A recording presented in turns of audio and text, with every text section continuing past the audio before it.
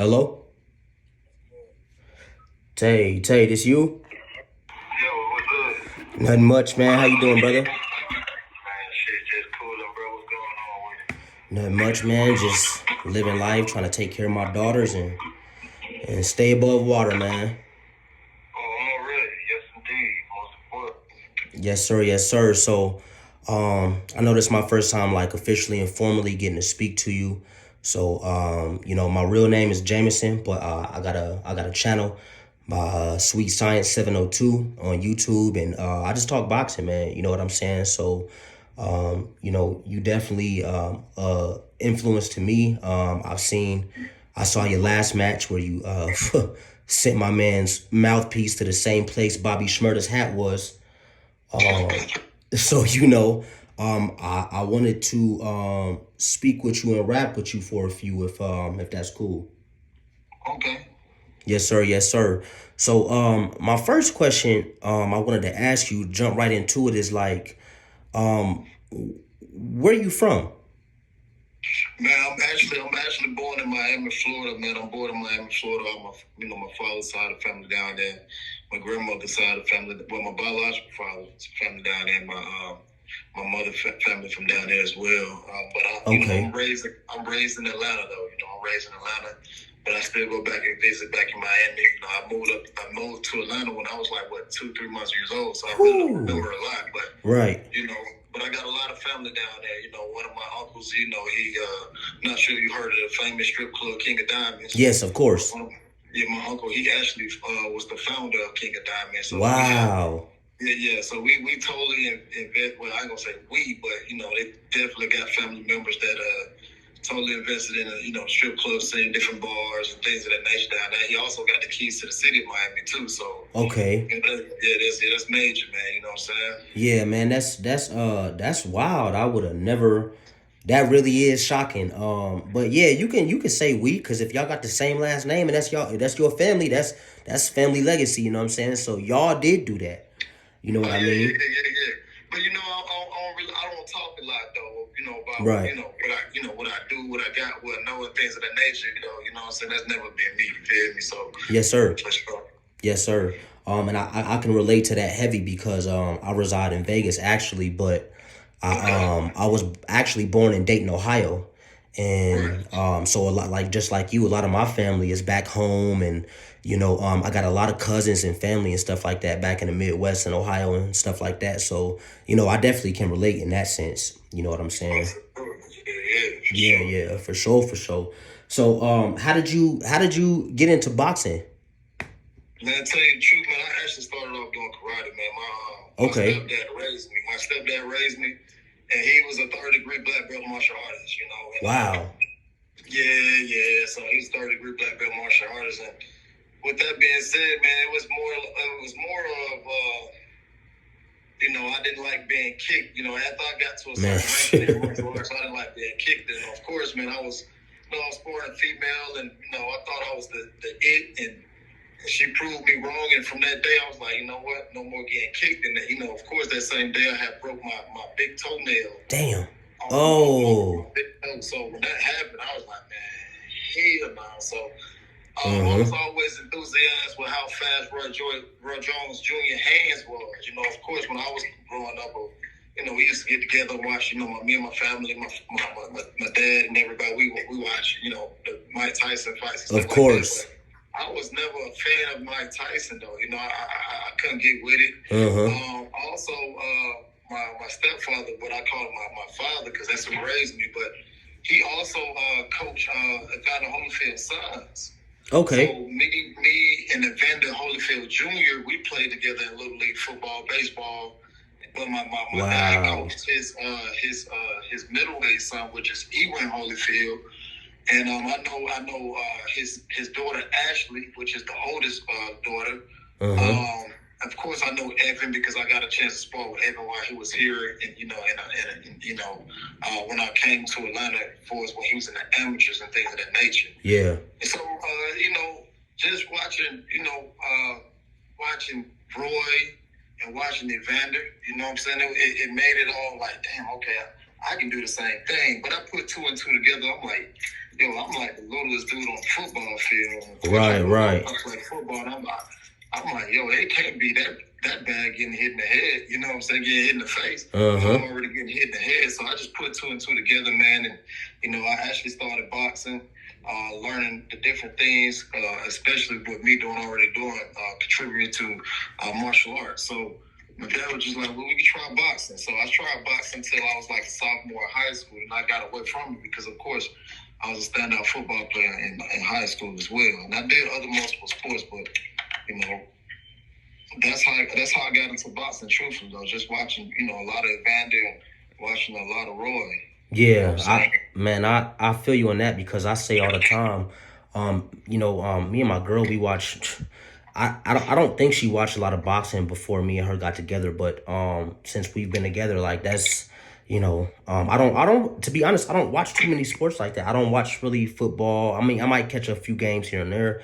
I watch a little basketball, but really it's boxing for me. And so, when you talk about like karate, for example, like I get it and I understand it because I tell my girl all the time, in my personal opinion, I don't want to call them suckers, but like UFC fighters, I feel like they putting their life on the line for crumbs. You know what I'm saying? Because what the lowest paid up there boxer gets compared to the highest up there UFC champion is like it's night and day. And on top of that, these guys, like you said, getting kicked, getting elbowed, getting body slammed, choked, getting their limbs broken, and they not even getting paid as much as boxers. So that that makes perfect sense. So I definitely feel you on that.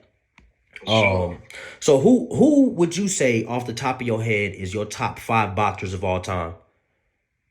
Uh, Man, of course, I like Charlie Burnley. Okay. Um, I definitely Roy's in there. Of course. Let's see. And believe it or not, man, Archie Moore. Okay. Like, Yeah. Archie Moore, Harry Armstrong. Okay. Ezra Charlie, the Charlies. Yes, sir. George Benton. I like old school fighters. Yeah. And all those guys. You know what I'm saying? Yeah, that was those were definitely better in my opinion in different eras of boxing for the most part today because I feel like everything's watered down now in comparison to how it used to be. Even that's probably one of the reasons why I don't watch football and basketball like I used to growing up because it's like you breathe on a dude wrong, it's a foul, or it just seems like everything's watered down and you have a few here and there sprinkled out boxers boxing today to where they give me like old school feels. But for the most part, they was tougher back in the day. You know what I mean? So yeah, I feel you on that. So what, you said you grew up in Atlanta. Like, what was your life like growing up out there? I mean, of course, everybody had trials and tribulation, things of that nature. Yeah. Unfortunately, I grew up in a two-parent home with my stepdad and my mother. Yeah, that's good. That's great. But everybody had their trials and tribulations. There was times when North caught up the water off, and have no heat. So when it would be cold, we'd light the house. Light the house with the oven. Leave the oven open.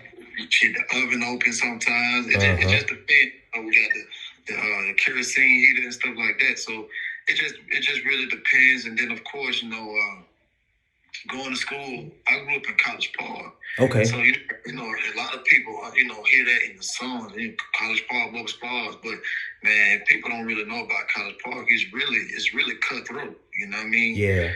People all the time say College Park, don't go to College Park at the dog. So that's really what it is. You know what I'm saying? Like, you can't even make it up. You know what I mean? So were you like headed that direction when you was younger, or did you always kind of like have a better head on your shoulders? Man, it's just like me personally, man. I'm one of those guys, especially when it comes to family, and guys who I call my brother, because I always wanted an older brother. You know what I'm saying? And guys who I call my brothers, and things of that nature, I always held them to like that's family.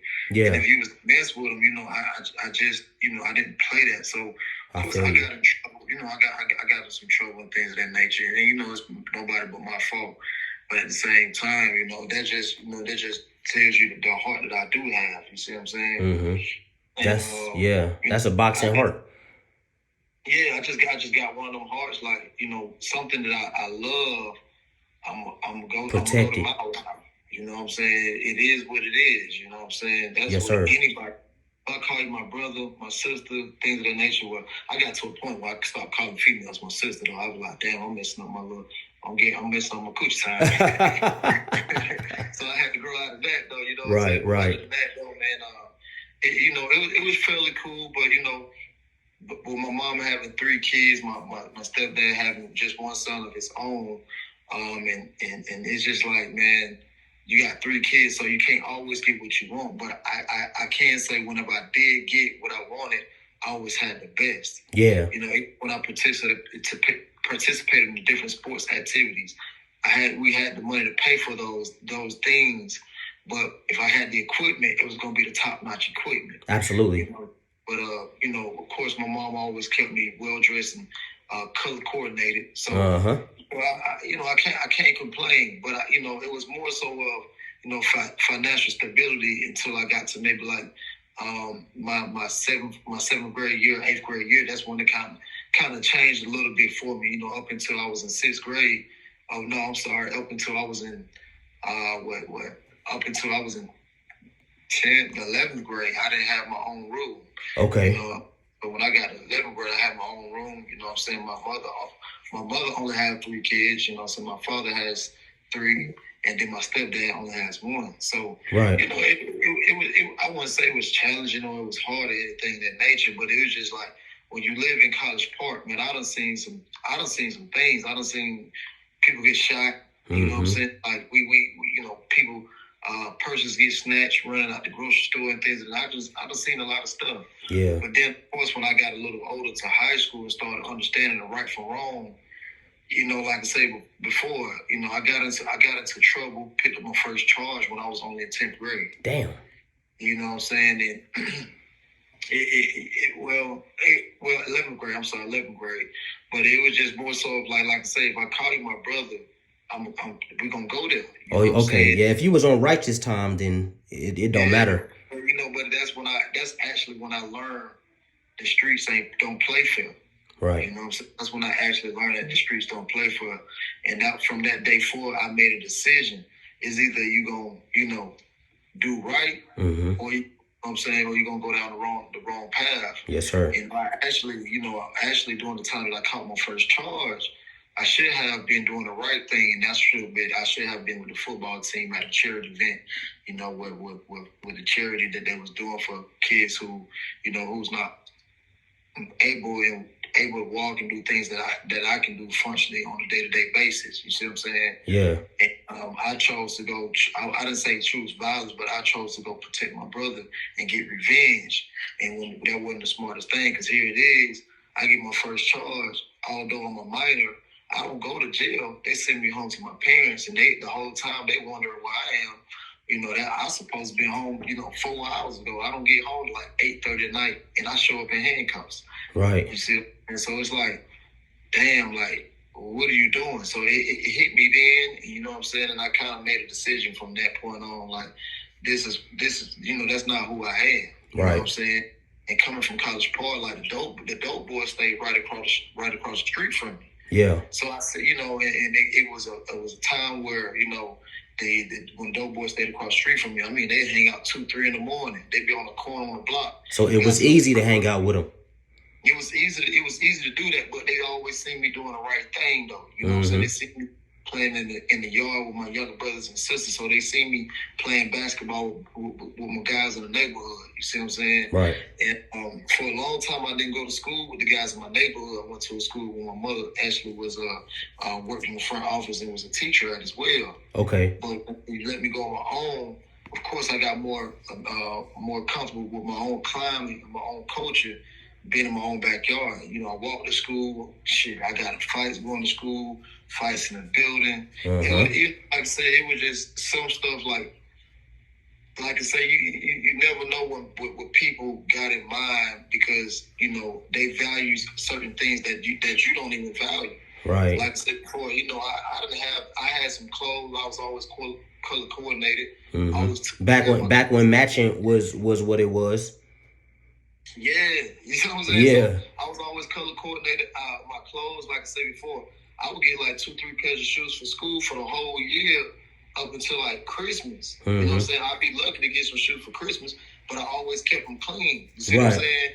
And when people would, like pick on me or you think you this, you think you that, it's like, nah, you don't even know what I'm really going through. Like, right. Bro, if you scuff up these shoes, bro, you gonna pay or I'm gonna pay. It ain't gonna be me. Right, and I'm not gonna pay. I didn't get whoopings, I got paddled.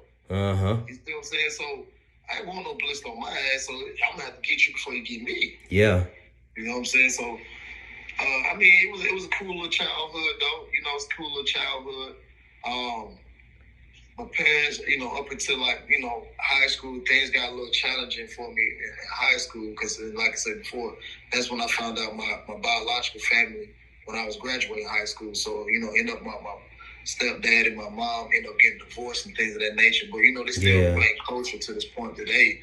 But I can tell that it was brewing for a long time, though. And that's probably one of the things that, if I can go back and change, I would, you know what I'm saying? Yeah. And just lie, because it was times that I would tell my stepdad, oh, you ain't my real dad, and not even knowing, but I was smart. You see what I'm saying? I was more street smart than book smart, but I was book smart than street smart. That makes sense. Like I was really half and half. But here it is, I'm a young teenager telling my stepdad that, you know what I mean, like he ain't my father. And I think how that make him feel after him pretty much raising me. And that's all I know. Putting that work in with you in that time. You see what I'm saying? Yeah. He taught me how to fight. He taught me how to play basketball, baseball, football, run track, and things of that nature. Yeah. How that makes you feel. You see what I'm saying? So it's a lot of things that I wish I could go back and take back and do over. But, me having the genuine heart, I ain't mean no harm. But that was more so me, like, wondering, like, but damn, why we don't look alike? Or, well, why, why we got different last names and things of that nature. I mean, I'm not stupid. I don't have stupid written on my forehead. You know what I'm saying? So that's where a lot of that stuff comes from, though, man. Yeah, a lot of those places and situations, I got a lot of similarities. So I'm gonna just say I can relate because I think even the part about your stepdad saying that, I had a point in my life where I did that same thing. And, when I was young, it was like, I never really thought about it when I was younger, but as I got older and I would replay that moment in my mind, when you become a man, you start to think like, damn, like that wasn't cool for me to do that. You know what I'm saying? And you think about like, if you was in that situation now, that would be, men can be hurt, you know what I'm saying? So that could be definitely hurtful. You know what I mean? So, I feel you on that, like 100%. So when did you have your first professional boxing match? Man, that's crazy you say that, man. 6 years ago. Okay. 6 years ago, what, last week? Damn. The anniversary just passed of it. Yeah, man, yeah. Yes, sir. Who what was the opponent? Right now. So it might be this. It's either last weekend or this weekend. Okay. When is Mother's Day this weekend, right? Yep. Yes, sir. And that's when I had it. Wow. It'd be 6 years ago, Saturday. Wow. Do you remember who the opponent was? Shit. Hell no. Man, damn. I forget his name, man, but light-skinned kid, he already had a couple fights. So a lot of guys that I fought, what people don't give me credit for is, a lot of people don't give me credit, what I'm saying, when it comes to boxing, because first of all, I would be pretty much be called a late bloomer because I had amateur fights, when I first got into boxing when I was younger, but at the same time, I didn't have that many fights. I only had like 3 fights before, my sophomore year in high school before I had stopped. Yeah. And then when I got back into it, I came back into it after playing college football. So when I had my first professional fight, up until then, I only had like 5-6 amateur fights. Okay. And then a lot of guys that I fought, I didn't fight. I only fought one guy who on my resume or on my box record, a guy who only had a debut. I only fought one debut guy. Okay. But the crazy part about it now, that guy who was a debut, he actually became an MMA champion. Wow. After you fought him? Yeah, after I fought him, he's in the MMA now. Okay. See what I'm saying? So he was a what you call them people? UFC fighter. You know what I'm saying? Yeah. But at the same time, people gotta give me credit for that because he's in the MMA now. He was an MMA UFC guy. Right. He was tearing up the amateurs though. See, I've always been a little bit different when it comes to viewing opponents. Like the only time shall I say, I feel like maybe you deserve that is when fighters lose humility. But as long as you got humility, man, I think that you gotta respect anybody that first of all steps into any type of combat, even if it's the octagon, even if it's the square circle. You don't really know who you are until you put yourself through something like that. A lot of people can say what they think they would do in a lot of situations. That's why, like on the internet, you got a lot of boxing experts. Oh, he should have did this. I would have did this. Yeah, you think that. You know what I'm saying? Until you win there, and you might not even have the heart that you thought you had.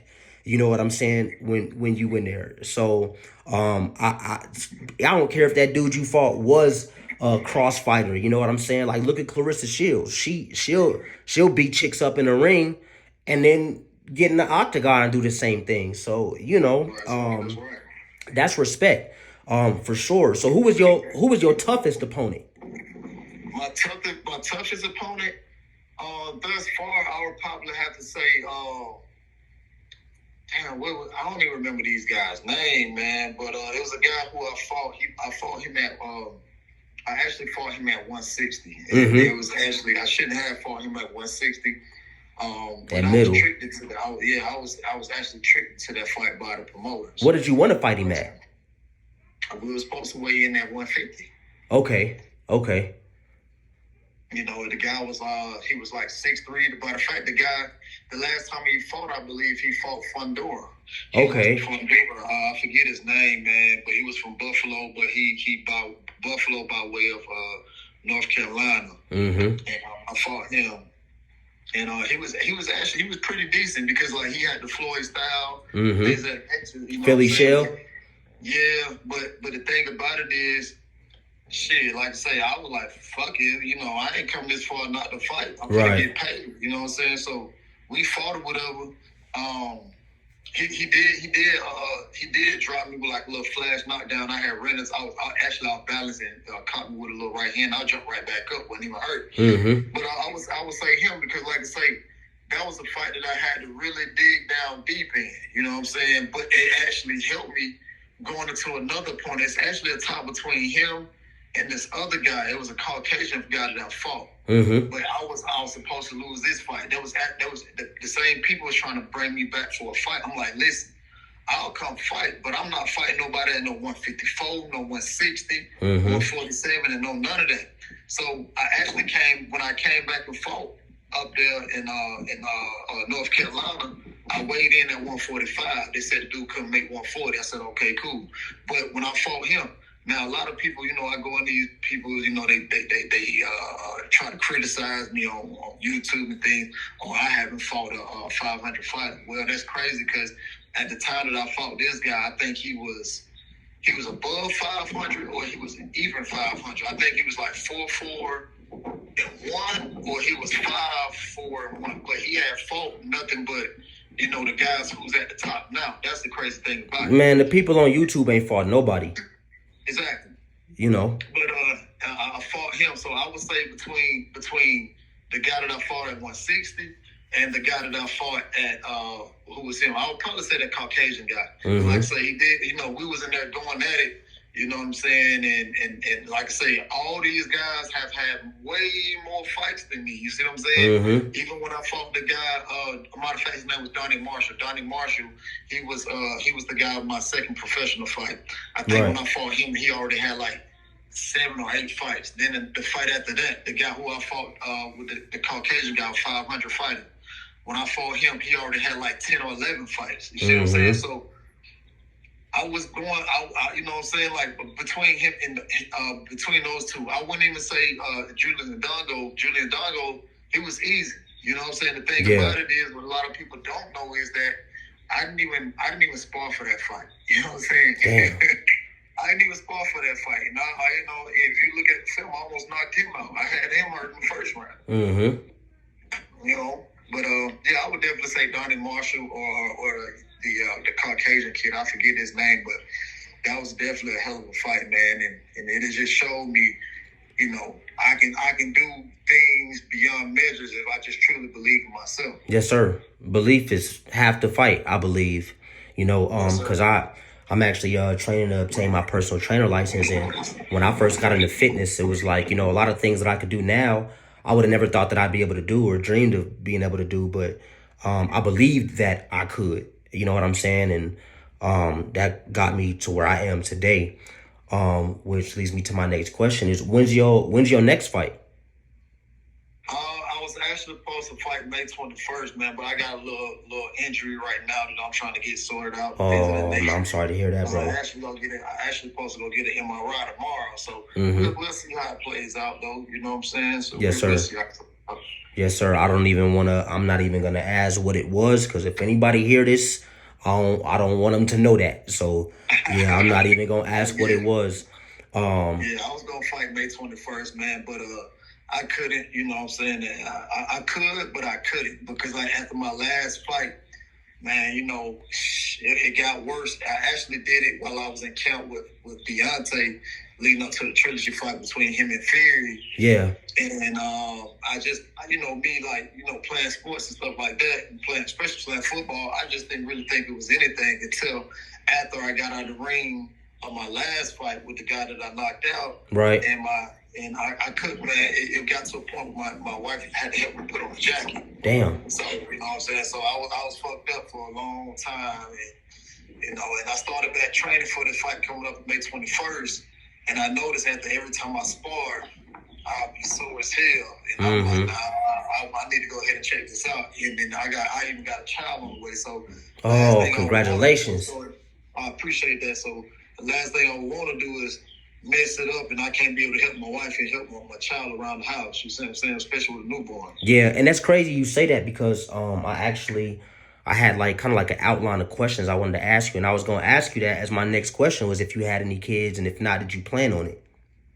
Oh yeah, for sure, man. You know, I actually, you know, I got morals. No matter what people say about me, on the YouTubes or just in general, you know what I'm saying? For me, a lot of people look at me very, very vague from, you know, speaking out on the whole Wilder and Fury situation, which I had nothing to lie about, but you know, that's how people look at me, but they don't know who I am. I got morals. Right. You know, I could have had my first child, and God, you know, he had a plan. You know what I'm saying? I could have had my first child at 18, but the young lady who I was with at the time, she had a miscarriage. You know what I'm saying? Oh man, I'm sorry to hear that, brother. For sure. But you know, God don't make any mistakes, and I'm a firm believer in that. That's facts. And, you know, and of course, like I say, the dope boy stayed right across the street from me, and I'll never forget.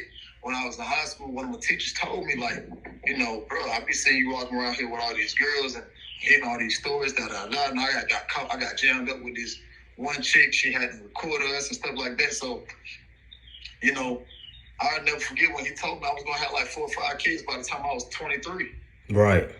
I'll never forget that. And here it is. Shit, I'm 35 now, and I got one on the way. You see what I'm saying? So this is your first one? This is my first one. And yeah, that's a special congratulations. Like I said, I got morals. I always wanted to do stuff the right way. Even yes, though sir. I wasn't doing things the right way, coming from my environment, things of that nature, from seeing everybody else.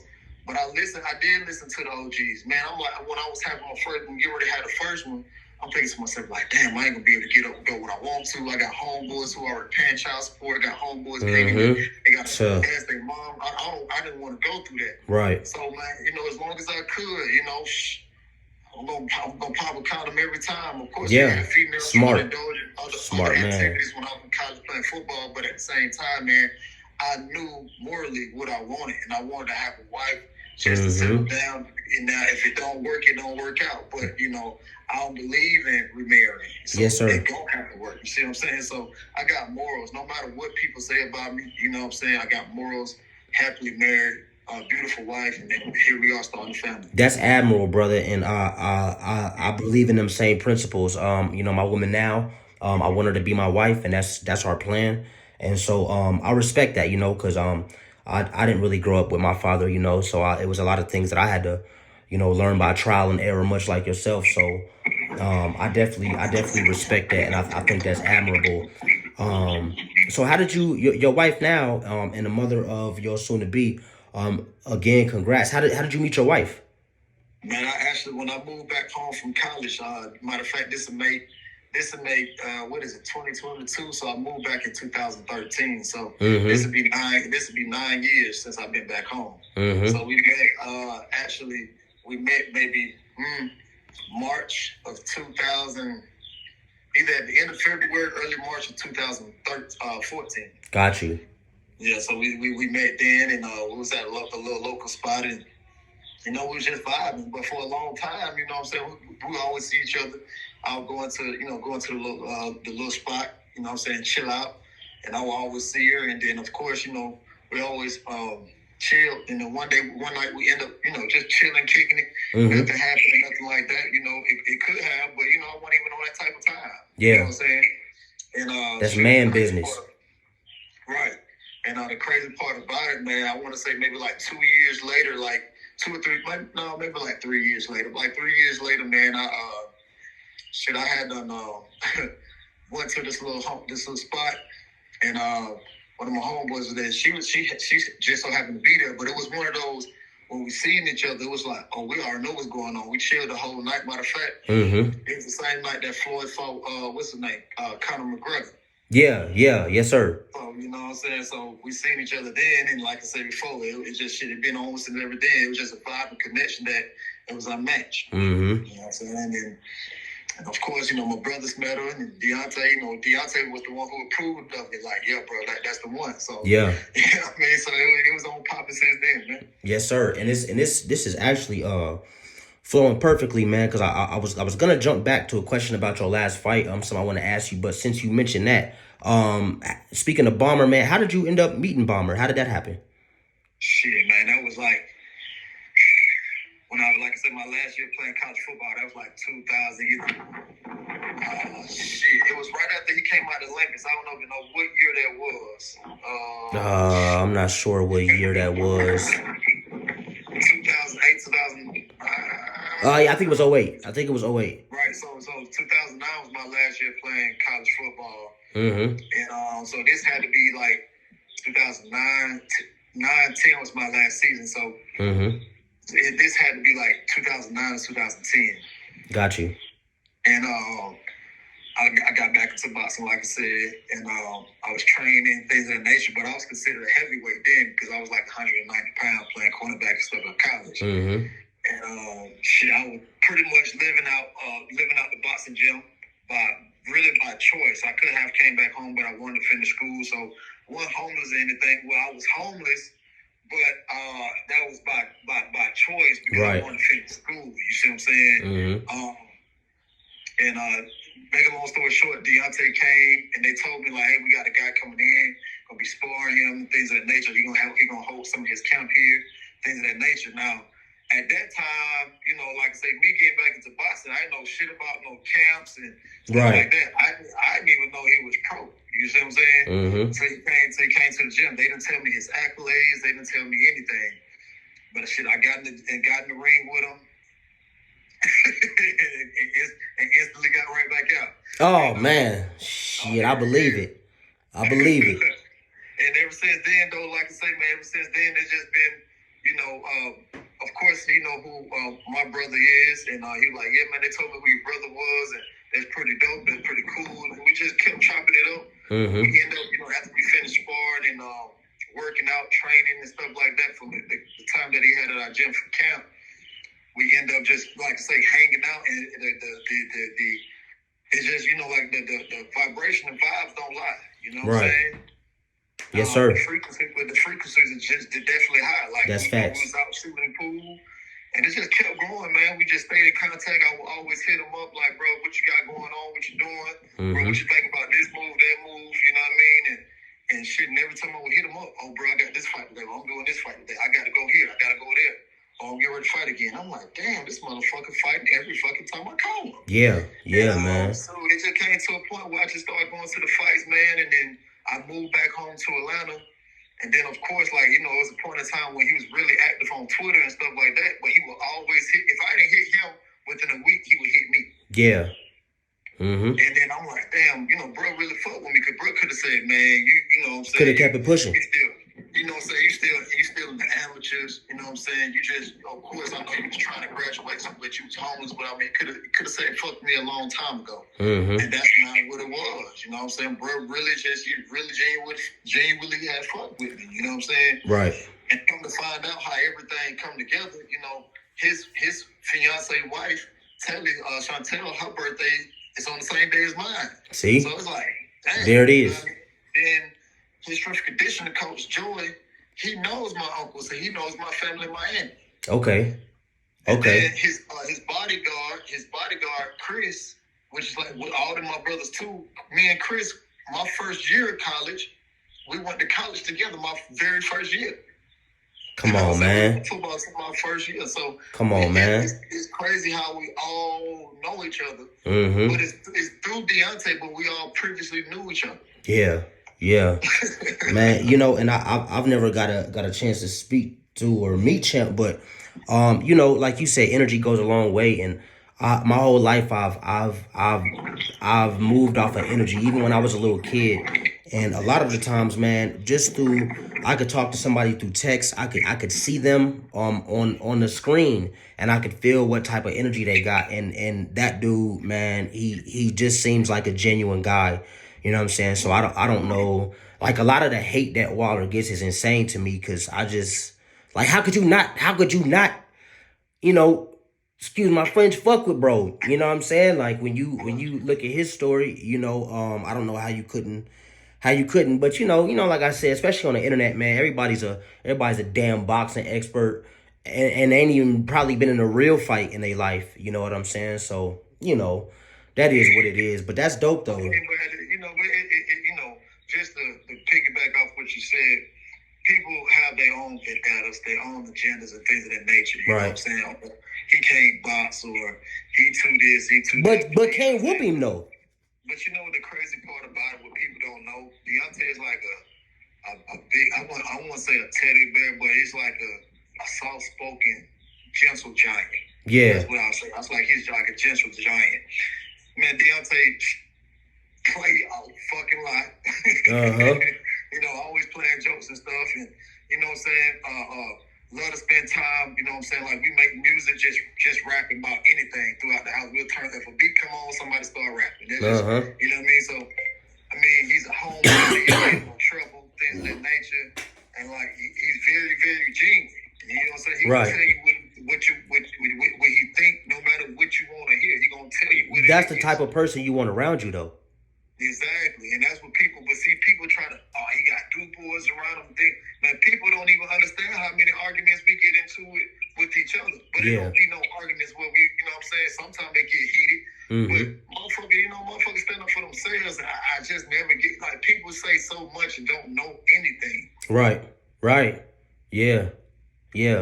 And cause growing up, my mom, she was in a band, she sung, and my father, he did poetry and he rapped. And so, like, and my grandmother listened to, like, a lot of jazz music. So I was, like, heavily influenced by music growing up. And with that being said, my mom, she used to always listen to Erykah Badu back in the day. Right. And, one of the quotes that we always say to each other that we got from one of Badu's songs was, "The man that knows something knows that he knows nothing at all." You know what I'm saying? And so I try to keep that in mind throughout my life. Like, I always, it's always things to learn. I never wanna come across like I think I know everything. You know what I'm saying? Because nobody got all the answers. Like Tupac said, even a genius asks questions. You know what I mean? So yeah, I feel that. You know what I mean? And just to touch real quick before I move to my next question on the Wilder thing again, I think personally, you said you were a late bloomer. Well, from what I think I know, about Wilder, like he started late, and how y'all not get this man credit when he stopped or knocked out that many people. And I remember I had a conversation with a guy once, and we was at the barbershop, and he was like, yeah, well, they was cab drivers. And I said, yo, listen, which first of all, that's false. Because Artur Spilka was a good fighter. Ortiz was a good fighter. Like, Bermain Stavern was like, bro, stop playing. You know what I'm saying? But okay. People gotta think though. See, that when people get misconstrued.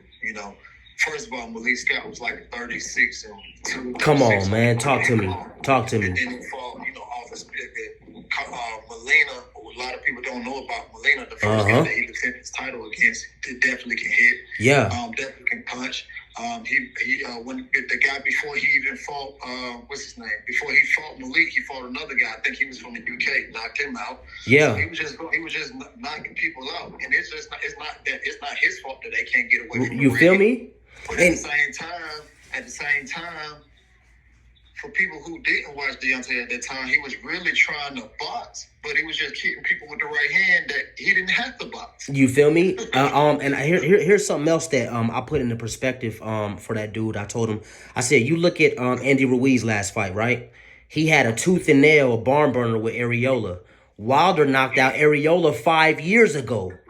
With one hand. Come on now. You know what I'm saying? But when he made the cab driver statement, I said, dog, listen, if I took, and I mean this, I don't care what city you live in. If I go to your city and I find 50 cab drivers and I make you fight them all, you know what I'm saying? I promise you're not going to beat all of them. And the ones that you do beat, you're not going to knock all of them out. So no matter what way you try to spin it, you have to give that man his credit and his props, in my eyes, you know what I'm saying? So, oh, yeah, for sure. I don't, like I said, everybody think they know everything, but, at the same time, but then you can't forget about, Vladimir Klitschko, Vladimir Klitschko, who was also managed by Shelly Finkel, who was Deontay. Shelly Finkel, he's one of the guys who definitely didn't want to fight Deontay. He actually he was supposed to sign the contract. He opted to fight Joshua.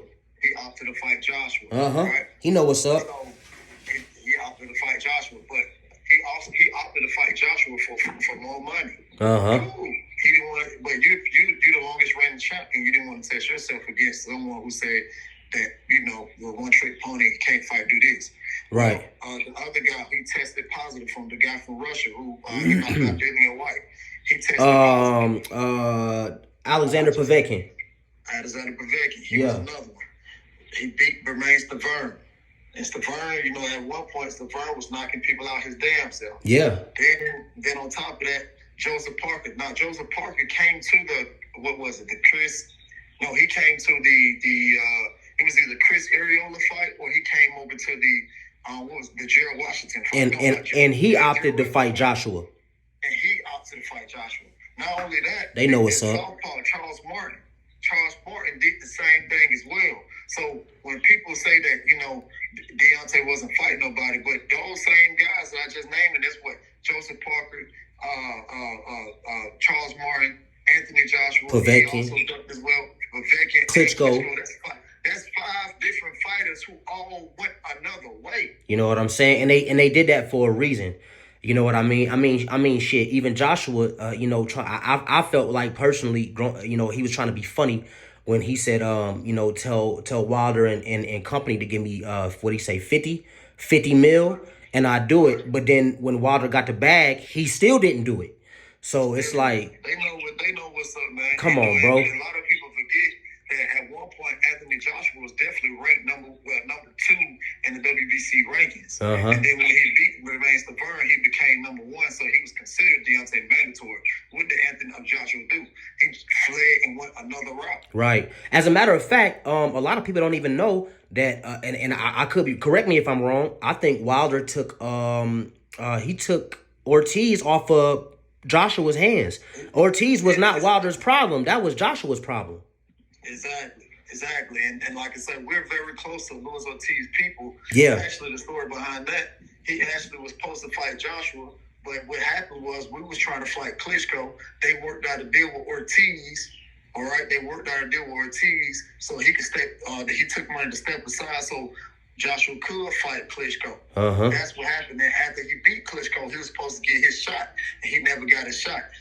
That's how come Ortiz came from the zone or Matchroom, whoever he was signed to over there, came back to PBC. To the PBC. Yes, sir. Yes, sir. So yeah, man, when it come to Wilder, bro, like come on, man. Most people like Roger said, most people don't know shit about boxing. Which my next question about your last fight, that dude that you put out like that, were you looking for the knockout? Did you train for that, or did it come? Like how did that fight go? And before you did that to him, did you feel that coming? It was, I ain't gonna lie to you, it's something that I felt. It's something that I felt in my spirit. And like I say, Deontay told me, when it comes, you're gonna know. And when I hit him, that was the time that I said, damn, I know what bro talking about. Yeah. And I was actually mad at the same time because I had already knocked him down like 3 times prior to that. Okay. But the thing about it, though, a lot of people don't give the guy credit. I was actually coming off an injury, right? I was actually coming off the injury. And then at the same time, me in the process of doing things with not doing things with Blu-ray, but picking up some of the methods that Blu-ray will use. That's Arrow's right. So yeah. It actually helped me in that fight. Okay. And I knew it would come because I had started stopping guys in sparring. Right. And let truth be told, that I think that's that dark side of me that nobody wants to see came out that night. And I was actually mad at the referee because the guy had dropped, but he got back up so quick that I hit him again, and the referee was like, you can't hit him while he was down. Right. And I was mad about that. So when I came out the second time, I was like, man, let me go and just hit this motherfucker just so hard he don't get back up. Yeah. And that's what happened. That was when your spirit told you it was time to do that. Yeah. See, that first time that wasn't the first time his mouthpiece came out. Damn. It was actually the first straight right hand. It was a left foot straight right hand and knocked this mouthpiece into the onto the floor in the second row. Well, that one even. He got up from that. Yeah. Damn. Yeah. Okay. See, a lot of people don't give dude credit. You got to if he got up from that. I wasn't even supposed to fight him. You see what I'm saying? I was actually trying to fight somebody who was 10-2. Okay. That's what I was wanting to do because I had a point to prove. Yeah. And at that time, I was coming off an injury, but that guy who was 10-2, he pulled up. Right. So they had found another guy, but they did tell me this guy can punch. They said, well, he may not be what you want, but he can punch. I ain't gonna lie, the motherfucker hit me once. Had some cracks. I'm not gonna get hit that shit again. Yeah. And it was crazy because he asked me after we waited, he was like, man, what was injured on you? I told him, you know what I'm saying? So he can go for it or whatever he wanted to do, to try it out, go for that mark or whatever. And I told him, and shit, he tried and shit, he paid for it. Damn. And got put out. That man, what was that? 2020 or 2021? That was 2021. That was just this past September. Yeah, yes. That shit was clean, bro. That was I probably watched that knockout probably about 30 times the first time I seen it, because that shit was clean. In fact, I think not that you needed me to, but like I said, I am who I am and I don't hide from it. I shared that motherfucker because that was beautiful, brother. I appreciate that. Yeah, that was a beautiful knockout. So I got probably about 3 other questions. But I got the crazy thing about it. Now, my next fight, Mm-hmm. I want to fight some. I don't give a damn how many fights they got. I want to fight them. I don't care if they're a champion, Yeah. former champion, because I know who I am. Mm-hmm. And I know what I'm capable of doing. No matter how old I am now, I still am capable of doing a lot. Yes. And I want whoever. You know what I'm saying? I don't know who gonna hear this, but I want whoever, just so people can shut their mouths. Yeah. Whoever it may be is gonna get done the same exact way. Yes, sir. And, and the crazy part about it is people, somebody, I think WBN wrote an article saying that, something about celebrating and things of that nature. I really didn't even celebrate on the fight. I actually just posted the fight. But you know what? They said something in the article like, I shouldn't have been in the ring with him. Well, if people asked me, if people really knew me, they would know. Well, then how was I not supposed to be in the ring with him? Because at the end of the day, the kid almost actually had more fights than I did, no matter what his record was. Right. But people got to keep in mind, I only had 5 or 6 amateur fights. But they only do that, man. I've said this on other videos on my channel. They only do that to black fighters, man, because people like, Canelo, he can fight anybody. He can fight the janitor from the apartments up the street, and they'll give him credit for that. Lomachenko could fight anybody, and they always try to spice up the opponent. You know what I'm saying? It's only black fighters they do that to. You know what I'm saying? And why that is, you and I both know really deep down why that is. I don't have to open it up and unpack it, but that they only do that to black fighters, bro. But I'm not like that. Even if a fighter's not black, if they got skills, I give them their props. You know what I'm saying? Because the fight game, first of all, it's supposed to be a brotherhood. Especially boxing. I can't speak for the UFC because I boxed a little bit. I don't know if you're familiar with Kelsey Banks. But that's actually my trainer, who I first started training with. I haven't done no professional fights. We just mainly, I've gotten some sparring in, and we just mainly just do work, and I just work on the craft. I haven't, he's asked me like, let's get some scraps in, and I just kind of want to take it slow. I want to do it like you said when my spirit tells me to. You know what I'm saying? Right. But I'm gonna go back to a previous question you asked me. I actually just had thought because it came in my head when you asked me who was my hardest fight. I'm gonna take what I said back about both of those fighters, even though they were hard fights. But the hardest fight would probably have to be the fight before I fought Julius Adongo, which was Charles Martin. You fought Charles Martin? I fought, not Charles Martin heavyweight, but it's another Charles. Oh, okay. No, Charles Johnson. My bad, Charles Johnson. Got you. And he was actually 0-3-4. He was 0-3-4. So you would never even think. He was 0-3-4. But the thing about that is styles make fights. Styles make fights. Mm-hmm. Not only that, the four people that he got a draw with was one of them. I think one of the guys, two of those guys got great amateur records. Right. Great amateur records, and he went. So basically, when you go to somebody else's backyard and you don't get the nod, but you get a draw, you pretty much beat that guy in his backyard. They just called it a draw. So because you on his home turf. Right. So he didn't get a loss, but he should have won that fight. So realistically, he should have been 4-3. But on the 3 losses that he do have, they gave it to the other guys. Got you. I think one of them he was stopped, and the other 2 he had just lost. But one was, I think, a split decision and unanimous decision. Really, like Ugas. But if you look at the fight, he won those fights, but he's in other people's turf. Okay. That's why I say that. But he was one fighter that really wouldn't let me sit down on my punches, that wouldn't let me get off. He didn't stay in front of me. He moved a lot. And the people, when they gave me that fight, they was like, listen, his records say this, but he can really goddamn fight. The boy can fight. Yeah, and I ain't gonna lie, he could. But the thing about it is, Deontay also came to that fight. And then, of course, when you got the champ sitting in the building, Tony Harrison came with Deontay. Okay. They in the house. Super bad. Of course. And then the guy, I guess he had probably did a little studying on me. he thought it would be an easy fight based off the fights that he's seen, but nobody had seen me fight in a year's time because I had beat the guy who was like 5-4-1 or 4-4-1, whatever his record was at the time, the Caucasian kid. Yes, so sir. I haven't even fought over years, so he looking at it like, oh, I can beat this guy, but not knowing that I've still stayed in the gym and still have gotten better since then. Right. And then on top of that, the champ was in the building. Of course, you're going to, when people like that come in the building. Oh yeah, you got to let your hands go.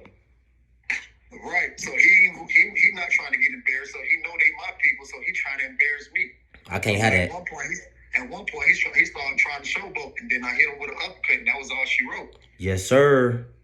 Yes, sir. See, I like that because I feel like that's what makes fighters, and it's usually like I think you know, I'm not a big fan of Floyd like out of the ring, but in the ring I give him his respect, and I think he said his hardest fight was Emmanuel Augustus. And looking at Floyd's resume, you wouldn't think that, but it's always the fighters you don't think. And it's like we just said, you know, it's because styles make fights. You know what I mean? Right. And that dude could have 10 losses, but your win over him may not be that easy.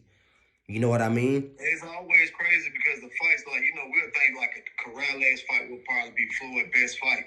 One of his favorite fights. And it'd be a guy that we never fucking heard of. Right. Yeah. Yes, sir.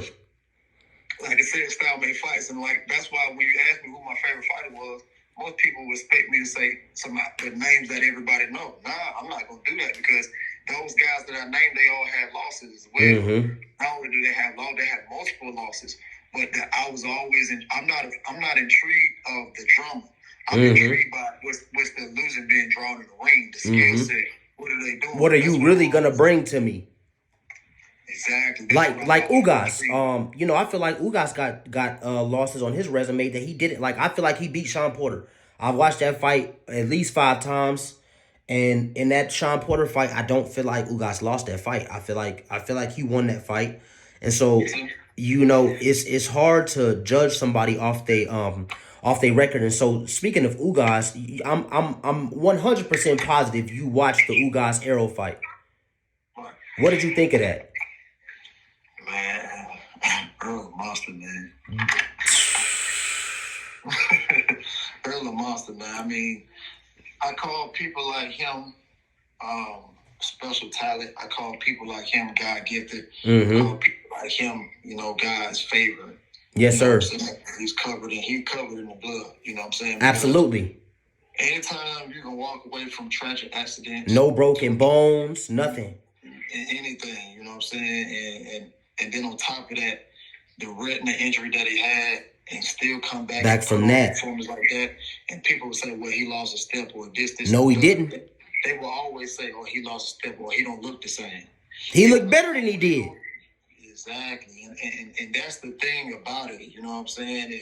And you know, people trying to play it like it's a contest and that, you know, think it's steroids and stuff like that. Because he wanted to talk. That's just God's covering. And that's why, you know, when I hear people, you know, when I hear the Bud fans, and it's no slack to Bud, because I like Bud too. Yeah, your Bud is a dog. You know what I'm saying? Yeah, he is. But when I hear his fans talking about Earl he's drunk and come on, man, that's below the belt. Listen, exactly, it's below the belt. But at the end of the day, God got this man still on earth for a specific reason. Yeah. And in the sport of boxing is something that he's chose. You know what I'm saying? I agree. He's chosen for that. Man. Like Deontay, you know, like people will always say, oh, he can't box, he can't do this. Well, guess what? He's putting your favorite fighters on their ass. To sleep. You know, okay, so first thing about Errol, I wanna touch real quick on that Ugas fight. Tay, bro, listen, man. I was watching that fight with my girl, right?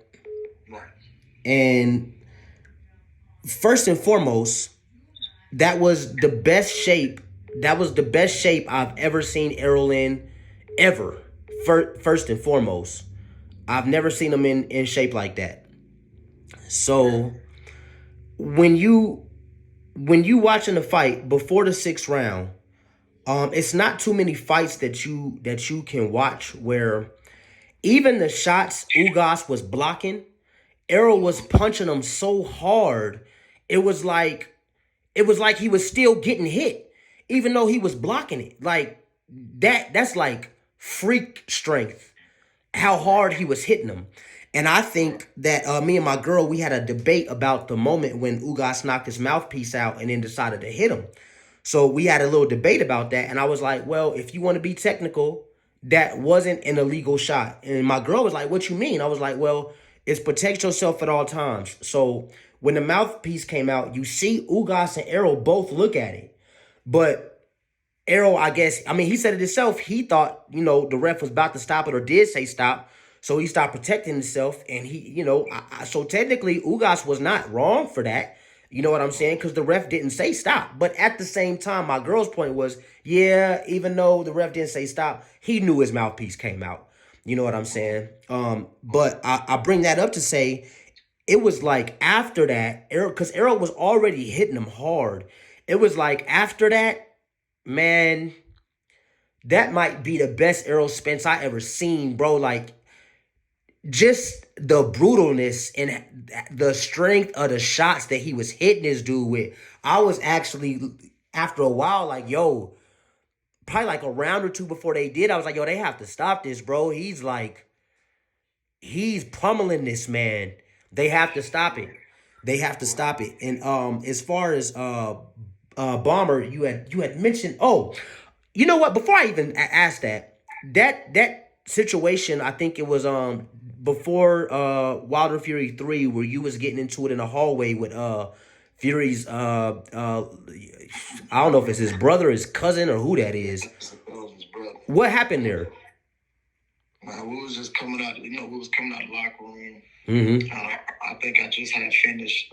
We was just had finished in the glove selection and stuff like that. Mm-hmm. Which we all saw that. Right, you know what I'm saying? That was actually my video, but a lot of people criticize me for the video. Saying that I don't know what Jorge's glove looked like. That's bullshit. If you listen to the audio of what I was saying, it actually makes sense in what I was saying. Canelo fought earlier in 2021 in the T-Mobile Arena. They also had some guys who wear Paffin Sports gloves in that fight, in those fights on that undercard as well. Mm-hmm. Right? They also had guys who wore the immense version of those gloves. Yes. Well, the immense version of those gloves are illegal. Exactly. They didn't even look like Fury gloves. So I was asking the commission then, well, how come? Because they was pretty much stating that the gloves that comes inside, that comes when they get them, they already come like that. All of that. That's bullshit. That's bullshit. That's a lie. Because the other gloves for the other guys who's fought on that card would have looked the same exact weight, and they didn't. Look. You remember when Floyd was about to fight Maidana, and they was in a hallway selecting gloves, right. And Floyd Senior was like, "It ain't no motherfucking patent in these gloves," and they had that big ass controversy over it. And at the end of the whole argument, Floyd said, "Man, put him in the same shit as me."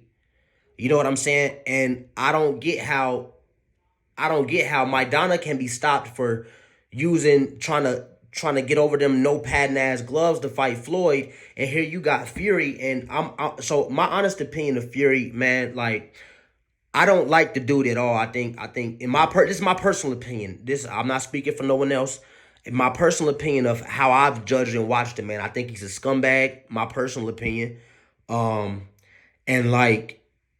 but I'm still a realist, and I think the dude can box. The motherfucker can box. So so how certain motherfuckers who don't know shit about boxing say dumb shit like Wilder can't box. Okay, well, if that's the case, then explain this to me.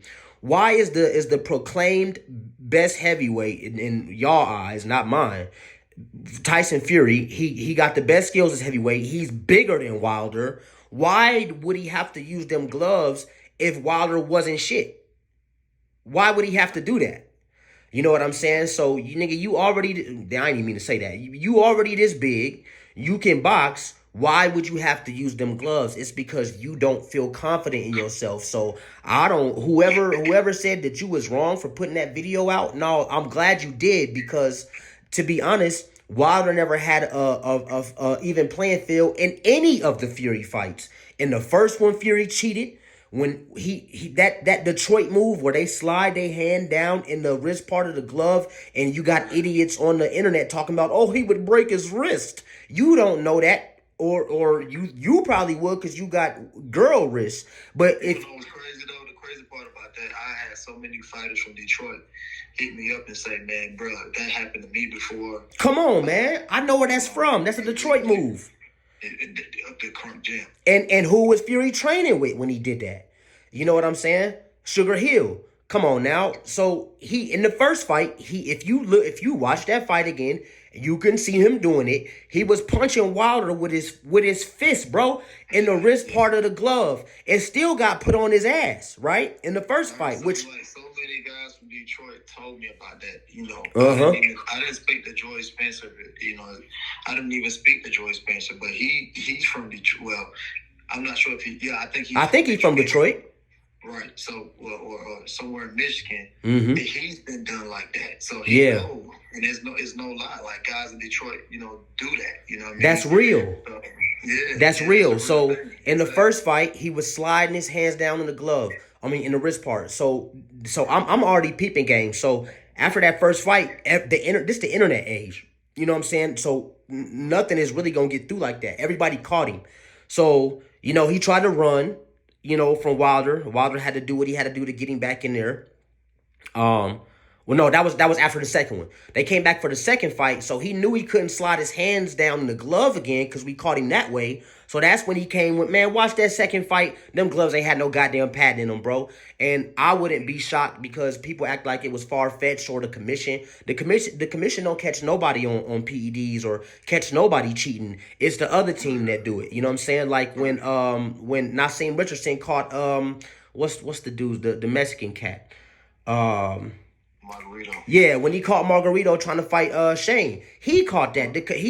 So the commission approved him getting in the ring with them gloves, you know, with them wraps like that. So the commission ain't catching nobody. So what Fury did that second fight, we all know them motherfucking gloves ain't had no padding in them, and he had to get his weight up to 276 or 272 just to fight Wilder. But people can't read between the lines. If Wilder's such a bum, why is he taking these measures to fight this man? You know what I'm saying? And then he tried to run after the second fight. In my personal opinion, the second fight, he tried to take his life. That's how I feel about it. Like, come on, bro. Like, this shit is boxing. That's not what the sport is about. Like, I don't know what type of time y'all on, but he tried to kill him the way I see it. You know what I'm saying? Like I say, my brother would have a dent inside of his head. Come on, man. Now keep this in mind. Before the second fight, that man said, now keep in mind, he's a gypsy. He said, I'm dipping my hands in petrol. You remember that interview where he said that? Yeah. Well, why would you be saying it wouldn't matter if your hands are properly wrapped, properly gauzed up, and you got on gloves that are on the up and up. It wouldn't matter how strong your knuckles was if you didn't intend on them knuckles coming in contact actually with your opponent. So why would he even say he was dipping his hands in petrol? You know what I'm saying? Like, I don't know. I feel like he tried to kill him. And in the third fight, you showed what it was with the gloves, so we knew he was coming with the gloves again, and got his weight up to 280, and still if you watch the third fight again, when Wilder put him on his ass, when they was in the corner and Wilder shook him and it like shook Fury's whole body fat. If you watch the fight again, Andre Ward said that was a long count, and I remember even watching it. We was all watching it at my mom's house. Both of the counts, yeah. Bro, what the hell, bro? That was just like the first fight, bro. They did this shit to Wilder again, bro. That was a long. And listen, I'm not just saying that because I don't like Fury, but I call shit like it is, bro. That was a long ass count. You know what I'm saying? So I think he was not the second time he was knocked down. I think it was 16 seconds left or something like that. Yeah, he got up in 2 seconds. Come on, man. Yes, for sure. So Wilder beat him twice, really. The crazy part of see, this is the thing that a lot of people don't even know because nobody really ever talked to me about the third fight. Mm-hmm. before I even get to that part, but so back to the original question. So when I was, like I said, I did the whole thing about the gloves and stuff like that, and I talked about the fights previously. The guys who wore image gloves or pathing and things of that nature. Fury was in there. He said something. I told him to shut the fuck up. And when I left out, I was talking to Kelly Swanson and Brittany. The Brittany Goosen, but Brittany Goosen, she had ended up calling Fury ugly or something like that on the audio when Deontay and Fury was going back and forth when we first seen each other in the hallway coming to the weigh-ins. And I was telling Brittany, like, nah, you ain't wrong. You speak how you feel. You know what I'm saying? Never be scared to, no matter if you're supposed to be professional working with these fighters or not, speak your mind. If it's how you feel, it's how you feel. Right. So I was speaking to her, and then when I walked out the locker room, the glove selection that I was walking out, but I didn't go around Fury Brother them because there was a lot of them. So I went between like the wall and like a little stand. So I went in between there. But as I was coming in between there, his brother seen me, but as I started walking back to our locker room, I didn't know he was walking behind me. So whoever was recording, they caught it late. So he was walking behind me. Like following you and shit. Yeah, and I stopped. And he almost ran into the back of me. I was like, man, what the fuck going on with you? Like, you know what I'm saying? Like, what type of time you on, bro? And then he was like, keep walking. I said, keep walking. I beat your ass. I said, boy, I beat your ass. Boy, you don't play with me like that. I said, tell you, boy, right. I won't beat his ass too. Because Ice Low was talking that shit too. So, I told him the same thing. Like, listen, I'm not that dude. You know what I'm saying? I'm not that dude. Especially like, like I say, about people I love and I'm going to go. Y'all got to chill out. You know what I'm saying? Exactly. So, I don't know if they, like I say, I don't know what type of games they play in the UK, but you in the US. And we don't play like that. You're not going to just walk. We don't play like that, bruh. Yeah, so that's what it was. But the crazy part about it, when they put it out, they made it seem like I was starting with him. Of course they did. I didn't start with him. He was walking behind me. Right. And then you hear him say, something like, they should just leave it to the fighters. Nah, fuck, nigga, you was trying to start with me. Man, listen, at the end of the day, I'm a man, bro. Don't try me like that, bro. I don't. Exactly. Yeah, I agree. That's why I told him he a bitch. Your mama a bitch too.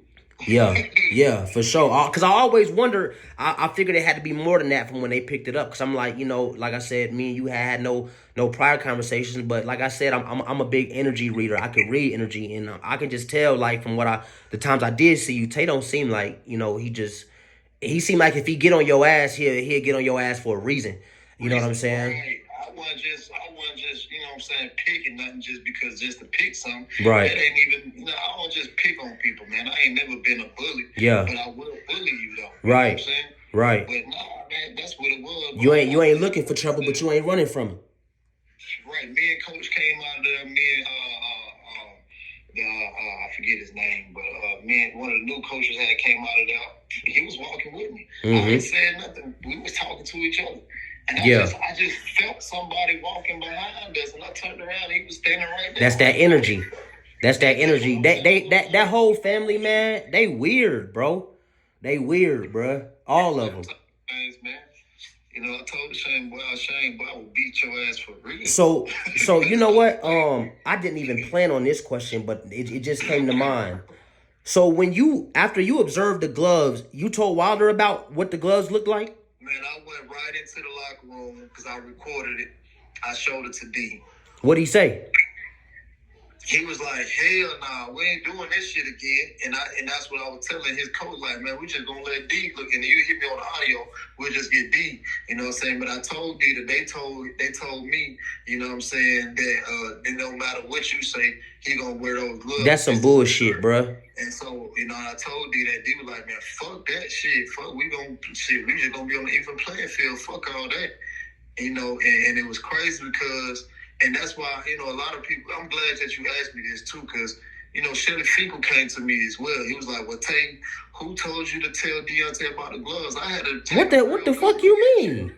I'm like, what the fuck you mean, nigga? You getting in the ring? Oh, hell no. It's only one person getting in the ring. Fuck you mean without asking them about If I could go back, I'd do it the exact same way. You know what I'm saying? The fuck you mean? But that wasn't the first time me and Shelly got into it that week. That was actually like the third, but that was actually the second time. But we got into it 3 times that week. Damn, he really said that? Hell yeah, I said that to Shelly. No, I'm talking about him. Who the fuck? Why wouldn't I tell him about the gloves, bruh?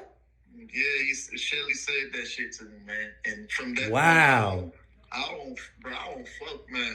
I like, that's D people. You know what I'm saying? Right. I don't know.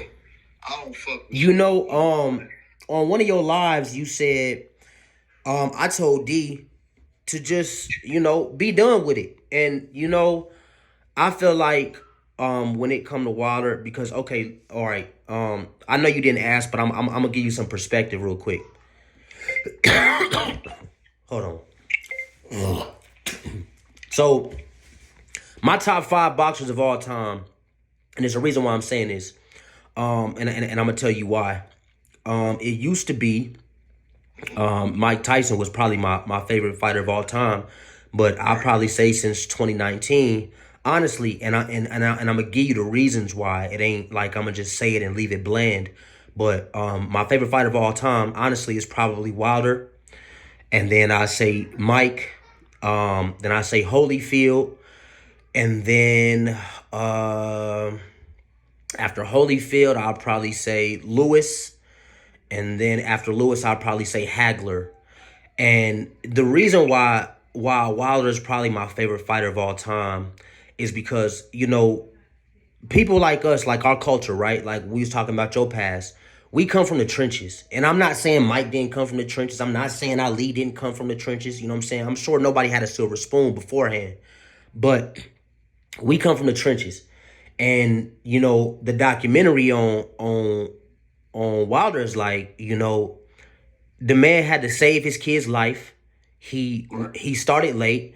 Now, the average person, man, I say 90% of people walking around, if not 95 to 98, you start boxing at 20, more than likely, you're not gonna get that far. You're probably gonna get your ass whooped a lot. Sure, you'll knock a few people out. It's inevitable, but you probably gonna get your ass knocked out a lot too. You know what I'm saying? And so, especially what really would kill me was the Americans that don't that wasn't rocking with Wilder. Especially be hurtful when I see black folks talking crazy about him, because I'm like, this is black excellence, bro. Like he came from the trenches. He saved his kid, whooped everybody ass on the way, and he shouldn't have been able to even do that. Right. He shouldn't have been able to even do that. That's why I say, if you look at the scoreboard, we still winning. You feel me? And then even like the Fury shit, I personally feel like he beat him twice. The second fight should have been no contest, because we know what was going on there. He really knocked him out on the first one, and he really knocked him out on the third one. So, how could Wilder not be in your top? You know what I'm saying? And with that being said, I brought that up to say, so after you showed him the gloves and you told him, the fact that he still chose to fight Fury is like, come on, man, that shit speaks volumes. He didn't give a fuck, man. He was like, I'm gonna wear MS gloves too. But he did say in the locker room, he said, man, every time I wear them bitches, I break my hand. He broke his hand early in the fight too. You know what I'm saying? Damn. I hate that it even came to that. You know what I'm saying? I hate that it even came to that. It just, I know things happen in boxing and things absolutely happen, but when you got people, you know what I'm saying, the higher ups than what we see, you know what I'm saying, they doing shit behind the closed doors and stuff like that too. And, yeah, I can't believe Shelly Finkel said that shit. Man, he said that shit, man. He gonna try to, then he tried to soup it up. Well, I'm glad you did say something. Man, shut your ass up. You should have said, you should have told me, or you should have told Malik. Man, fuck what you talking about. See, because the thing about it is, I'm a fighter too. Right. Here's the thing. I'd be lying. You guys can strike me dead if I'm lying. The same shit happened to me. Come on, man. Matter of fact, the same fight that Deontay came to. I kid you not. I even, I forgot who live I was on one night. And I had to get my coach, wake him up out of his sleep to tell a story. So basically, I was warming up in the fight. I had worn my own pair of gloves that fight, and but I gave them to the commission. They checked them out. They said I can wear the gloves. Well. Right before my fight was getting ready to start, the guy came in there. I was like, "Your opponent want to know if he can wear these gloves." The gloves had no padding, and they were hell no, nope. It was small and shit like that. My coach, I didn't even have to ask the question. My coach was like, "Man, hell no." He said, "Why would you even ask him that? You see these fucking gloves? Hell no, these shits been used. They've been worn. They got no padding in them." Right. So the same shit happened to me, and I'd be damn if I'm gonna let that happen to somebody I love. Exactly. And I'm like, man, hell no. So even if Shelly wanted me to tell him or tell Malik, I wasn't gonna do it in the first because them niggas not fighting. Right. You see what I'm saying? They ain't, man. I fuck what Shelly talking about. You know what I'm saying? Right. Yeah, man. That's fucking crazy, man. That's crazy, bruh. Like, it's how could you ask me why would I tell him that when it's not your life on the line? Yeah, he was talking about he didn't want to get his blood pressure all. Man, sit your ass down. What you talking about, man? Yeah, yeah. Come on now. I would have did the same shit, Tay. To be honest with you. So I know that you said you had the injury. When is your next fight? Well, I'm actually gonna try to go get an MRI in the morning, so I'll go ahead and just get it out of the way. Okay. And we'll just see from there. You know what I'm saying? We'll just see from there. I'm actually on my schedule because I own my own business too. So yes, a lot of times leading up to if I want shout your business out, Tay. Oh yeah, for sure. I got a cryotherapy business, Cryotherapy. Cryotherapy. Treat a lot of NFL players, basketball players. Yes, sir. Some of the state best, some of the nation's best. I do cryo slimming for the ladies, yes, men sir. as well. Weightlifters, I get them right from just for pain and discomfort. Different athletes. Hair loss rejuvenation. I do cryofacials, cryo slimming. Yes, sir. I treat lymphedema patients and things of that nature. So, leading up to even if I wanted my fight May 21st, it still was going to be a push. Because sometimes, sometimes I can't make it to the gym because I have my own business now. Yeah. What's the name of the business? It's Golden Warrior Body Chill. Golden Warrior Body Chill by Tay Jones. Yes, indeed. Yes, sir. And so I was just, so it just gonna depend, but now because I also I work as well. But, okay. But besides me having my business, but I've picked up so many clients. I got a lot of clients now. Yeah. And it was times that I couldn't get to the gym, so I'm like, damn. And I find myself sometimes I get home like 2, 3 in the morning. I'm like, fuck, I'm tired. And tired as hell. Right back up and do it all over again. So, and then on top of that, having the injury. Now that I get it checked out, now some other things get ready to slow down. Yeah. So now I'm looking forward to like, okay, now's the time. And I just think that it was actually good timing, but it was wrong timing as well. Yes, sir. We just gonna see, but like I say, these next 2 weeks, like I'm already, working out and things of that nature. I'm eating what I want to eat right now, but I know once I cut that out, my weight gonna drop right back down. But, absolutely.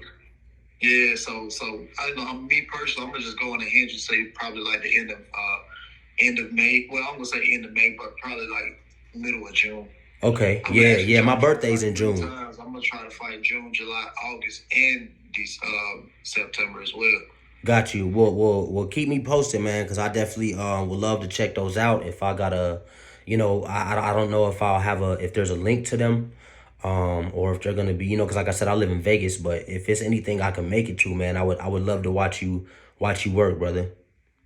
Oh yeah, for sure, man. I can't wait. Like I say, it ain't gonna take me long to get back in this sort of groove of things. Like I say, at my gym, I'm trained by one of the best, and he's actually getting a well-renowned name in the boxing game now. Yes, sir. Coach Mustafa.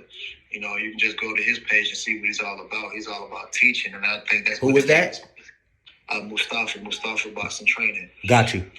And just look at his page. I mean, you see people from all over the world follow him. All the top fighters follow him. Yes, sir. Because he knows and taught boxing. He just don't just tell you to do this.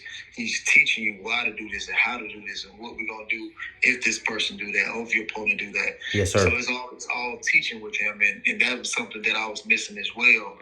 No knock on the other coaches that I had, but everything is, to me now, it's like, now I see what's going on. Okay, now I know why I'm doing this. Now I understand why I got to do this and do that. Yes, sir. And then, of course, like I said, I watch a lot of old school fights, and he has that old school style. Yeah. Which a lot of fighters don't like. Like you see modern day fighters now, everybody in the high guard. Everybody. Yes. You know so, and a lot of people don't know the high guard can get you beat too. It could get you slept or extremely hurt. Exactly. So you know.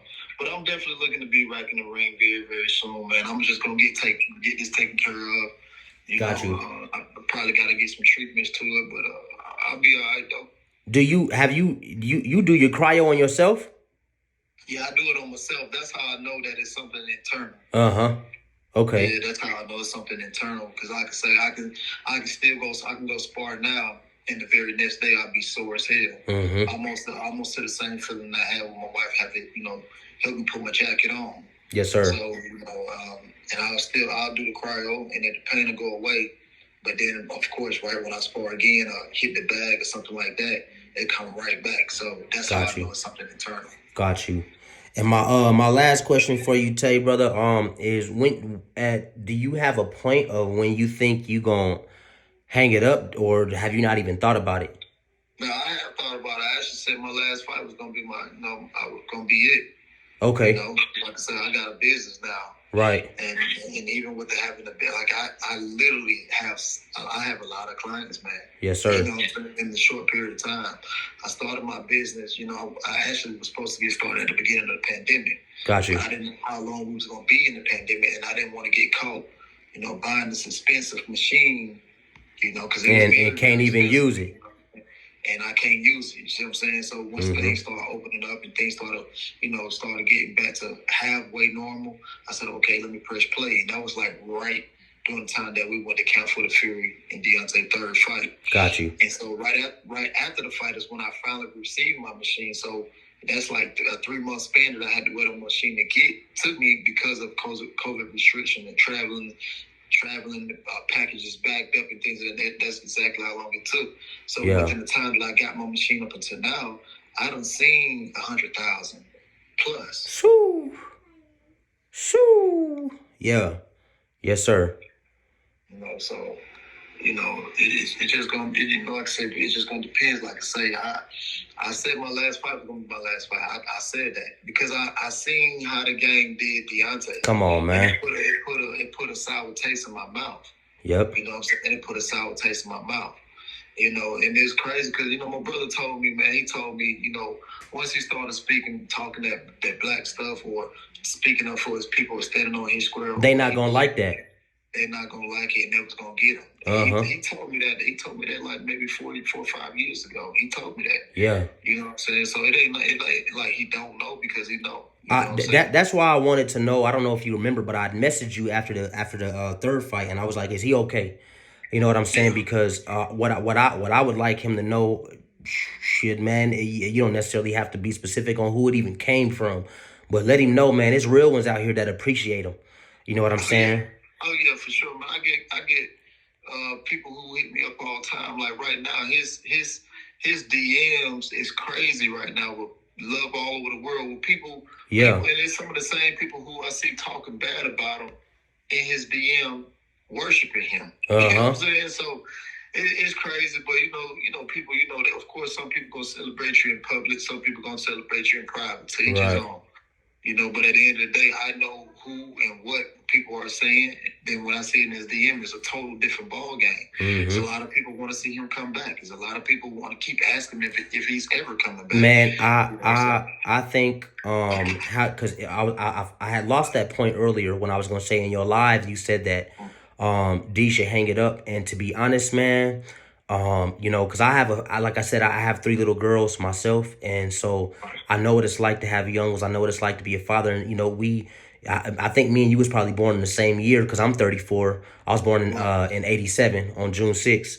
So Yeah, I'm January. yes, sir. So like it's like I wouldn't be mad. I'm that much of honestly a fan of Wilder. Like I wouldn't be mad if he hung it up because the way they allowed that. Like, do y'all understand? This man could have died.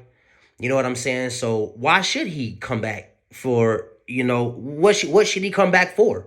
You know what I'm saying? So I'm in support of whatever Champ decided to do. If he decided to come back, we here for it. If he decide that he don't need to, because he don't, we here for that too. You know what I'm saying? So I'm not mad either way, bro.